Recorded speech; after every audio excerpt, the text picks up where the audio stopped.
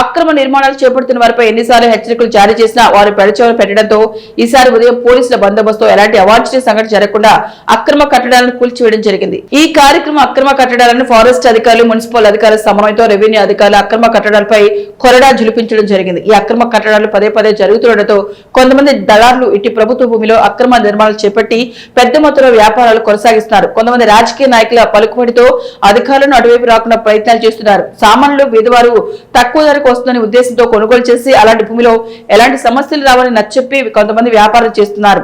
అలాంటి భూములను అమ్మడం కానీ కొనడం కానీ చేయవద్దని అధికారులు సూచించినా వారు వినకపోవడం జరుగుతుందని రెవెన్యూ అధికారులు ప్రభుత్వం సూచన బోర్డులు ఏర్పాటు చేయాలని కొంతమంది గ్రామస్తులు సూచిస్తున్నారు.